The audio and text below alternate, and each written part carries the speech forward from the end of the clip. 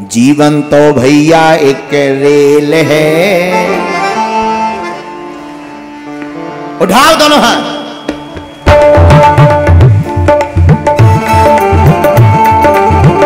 हरि बोल।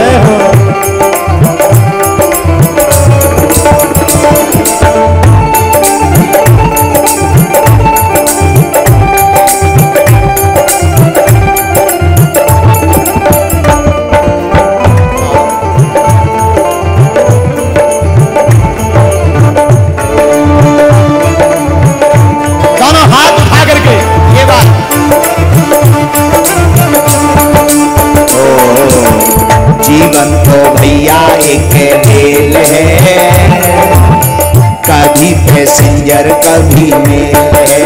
हो जीवन तो भैया एक रेल है, कभी पैसेंजर कभी मेल है।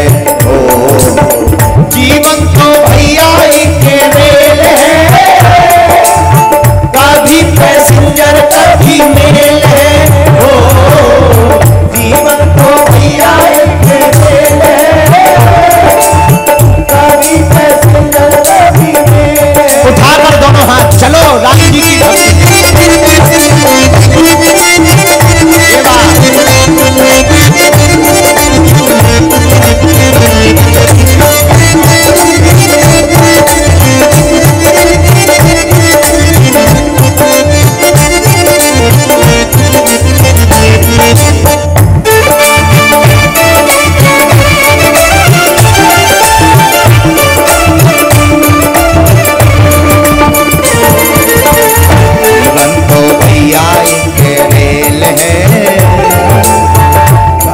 पैसेंजर कभी मेल है। हो जीवन तो भैया एक रेल है, कभी पैसेंजर।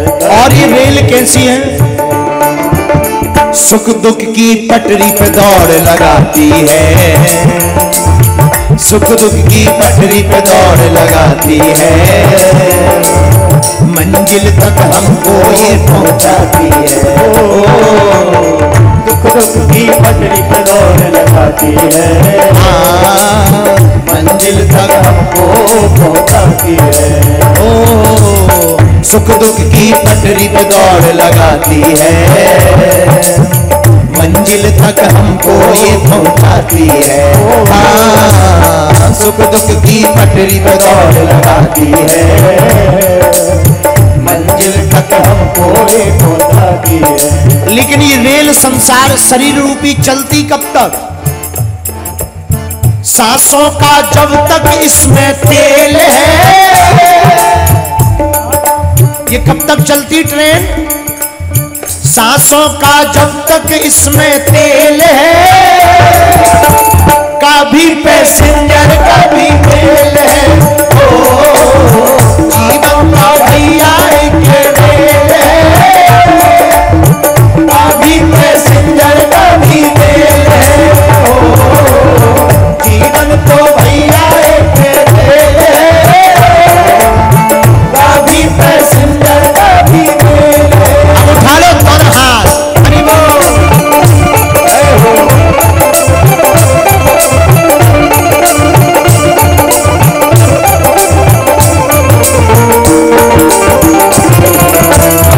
हनुमान जी महाराज की।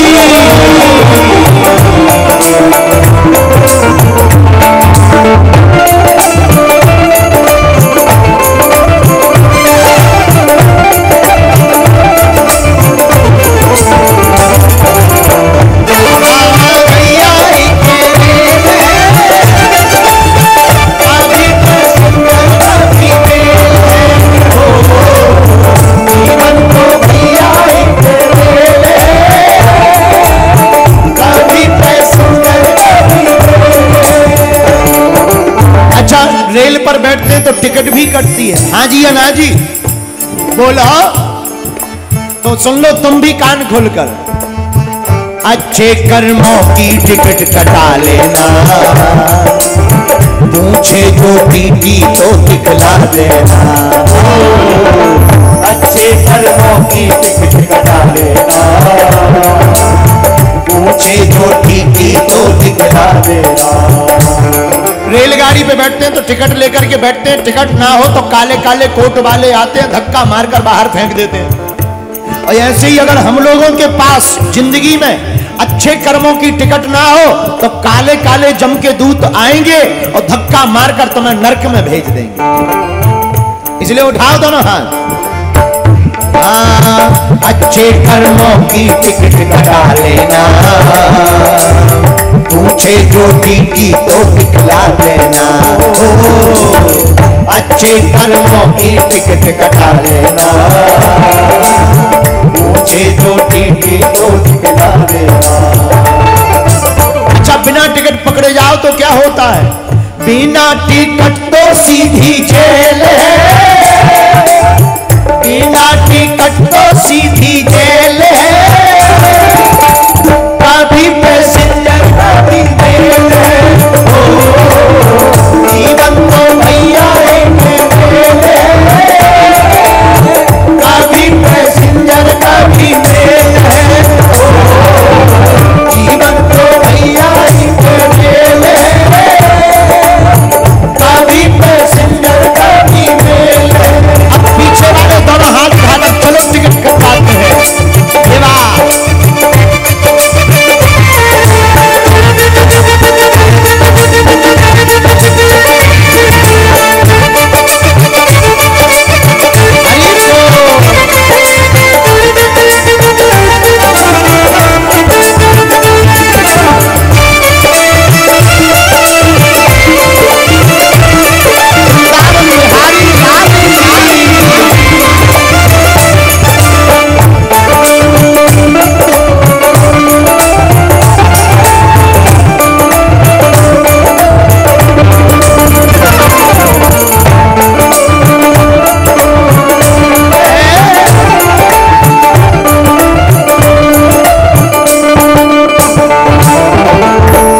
रिश्ते भी बनते और बिगड़ते हैं, रिश्ते भी बनते और बिगड़ते हैं।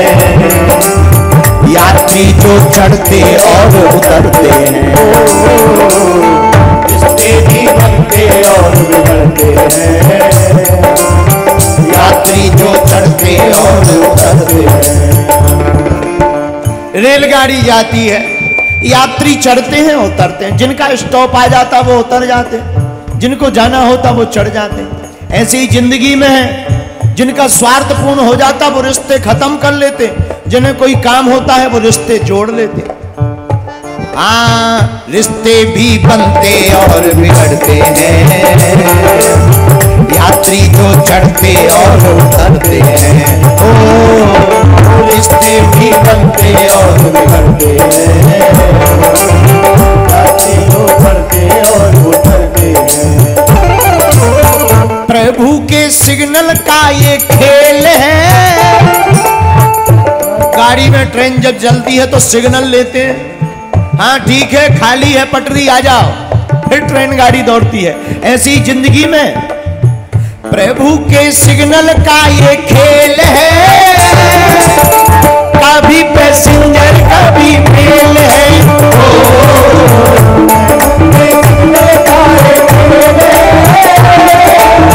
कभी पैसेंजर कभी मेल है। जीवन तो भैया एक रेल है। कभी पैसेंजर कभी मेल है। जीवन तो भैया एक रेल है। कभी पैसेंजर कभी मेल है। जीवन तो भैया एक रेल है। कभी पैसेंजर कभी मेल है।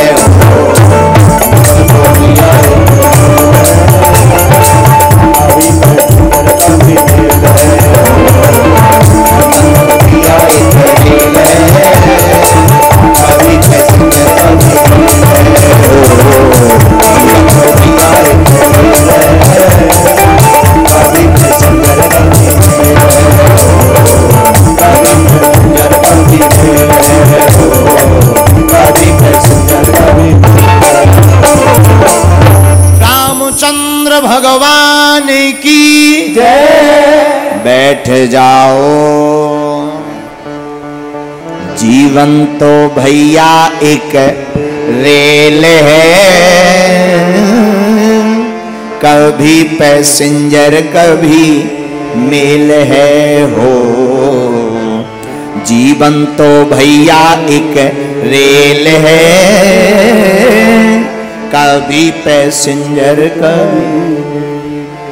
श्री तुलसीदास जी महाराज लिखते हैं, सब सुख लहें तुम्हारी सरना, तुम रक्षक काहू को। सब सुख हनुमान जी देते। क्या क्या?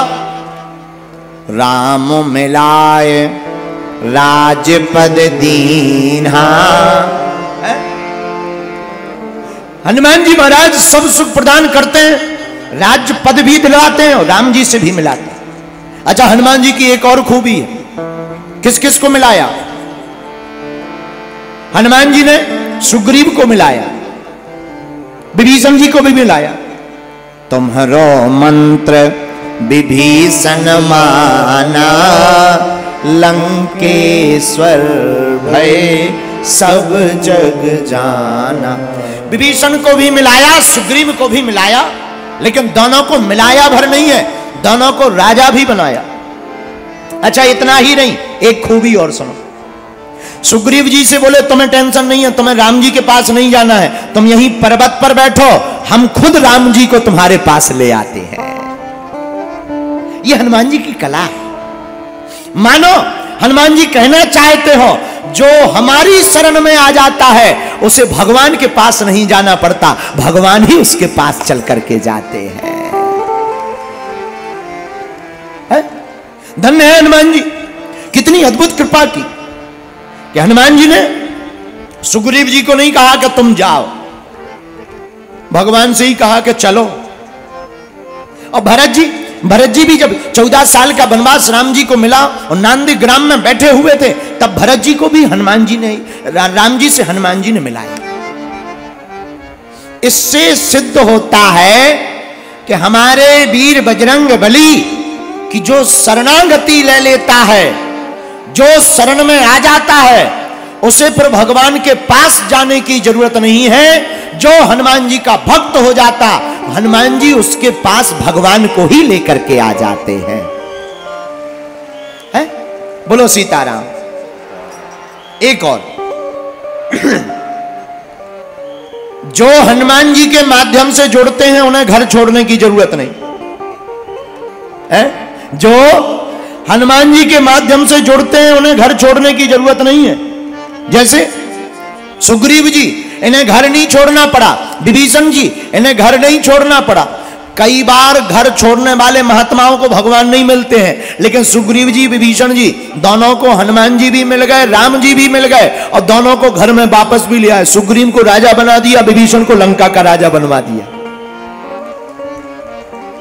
इससे यह भी सिद्ध हो गया कि हनुमान जी की भक्ति करने वाले साधक को घर भी छोड़ने की आवश्यकता नहीं है। बोलो सीताराम। वरना आजकल महात्मा भी 2 मिनट के ही बनते हैं। घर में भाई खटपट, तो चल बाबा के मटपट। और जहां रेलवे स्टेशन तक पहुंचे तब तक अपने नाती पप्पू की याद आ गई। अरे यार, घर में लड़ाई तो होती रहती और तो सब ठीक है, हमारा नाती पप्पू सो नहीं पाएगा, हमारे बिना खा नहीं पाएगा, चलो अब बाद में बाबा बनेंगे, अभी चलते हैं। कुछ लोग तो ऐसे भी महात्मा बन जाते। बोलो सीताराम, जोर से बोलो। आहा, तो धन्य है हनुमान जी। हनुमान जी महाराज के साधक को भगवान के पास जाने की जरूरत नहीं है, उसे तो केवल हनुमान जी की उपासना करने की जरूरत है। हनुमान जी स्वतः ही साधक को भगवान से मिला देते हैं। बोले क्यों? राम द्वारे तुम रखवारे, होत न आज्ञा बिनु पैसारे। हनुमान जी स्वयं राम जी के द्वार में सेवा करते हैं। और जो राम जी के द्वार में सेवा करता है उसे राम जी से मिलाने में, उन्हें राम जी से मिलाने में क्या दिक्कत? श्री जटायु जी, आहा हा, धन्य श्री रामचरितमानस के जटायु जी महाराज रावण से लड़ गए। ये हमारे भारत की वीरता है। हमारे भारत में केवल पुरुष वीर नहीं होते मेरे पागलों, हमारा भारत एक ऐसा देश है जहां का पक्षी भी वीर होता। भारत की माता सीता को विदेशी राजा रावण हरण करके जब ले जा रहा था तब बड़े बड़े देवता सामना नहीं कर पाए, पर भारत का एक वीर पक्षी जटायु रावण से लड़ गया है? ये हमारे भारत की वीरता। यहां के पक्षी भी वीर होते। अरे पंख जरूर कट गए, रावण से मुंह की खानी पड़ी, लेकिन रावण को भी नानी याद करवा दी कि भारत में केवल पुरुष वीर नहीं होते, यहां के तो पक्षी भी वीर होते हैं। और जब रावण ने जटायु जी के पंखों को काट दिया, आहा, रोते हुए जटायु जी पृथ्वी पर गिर गए। आंखों से आंसू आने लगे, झरझर करके आंसू बहने लगे। पंख कट गए तो रक्त से लहूलुहान खूनी खून हो गया। जमीन पर गिरे तो जमीन पर गिरते ही पंखों जहां कटे थे घाव बना था वहां पर मिट्टी लग गई। तड़पने लगे, राम राम राम, तोड़ी राम राम, आंखों में आंसू भर के राम राम राम राम राम राम जपने लगे। किसी ने जो कान भरने वाले होते वो भी बड़े खतरनाक होते। किसी ने जटायु जी से कहा तुम दिन भर सीताराम सीताराम सीताराम करते तो थे, अब नहीं आए तुम्हारे राम जी बचाने। बड़े राम राम जपते थे, बड़े प्रभु के सहारे रहते थे, अब क्या कर लिया तुम्हारे राम जी ने? अब तो नहीं आए भगवान। बड़े राम राम जपते थे, पंख और कट गए ऊपर से। पंख होते तो उड़ ही लेते, पंख होते तो अयोध्या जाकर दर्शन कर लेते। लो अब तो पंख ही कट गए, पर धन्य है जटायु जी। क्या गजब का जवाब दिया मेरे भोपाल के पागलों। जटायु जी आंखों में आंसू भर के पता है क्या बोले? बोले भैया भला हुआ जो हमारे पंखे कट गए। आदमी चौंक गया, कितना बाबरा आदमी है, एक तो पंख कट गए ऊपर से कहता भला हुआ जो भगवान ने हमारे पंखे काट दिए। अरे मति ठीक है तुम्हारी, दिमाग ठीक है तुम्हारा। जटायु जी कहते भैया पंख हमारे ठीक कट गए, अगर पंख होते तो हमें अयोध्या जाना पड़ता, अब पंख नहीं है तो राम जी को चलकर हमारे पास आना पड़ेगा।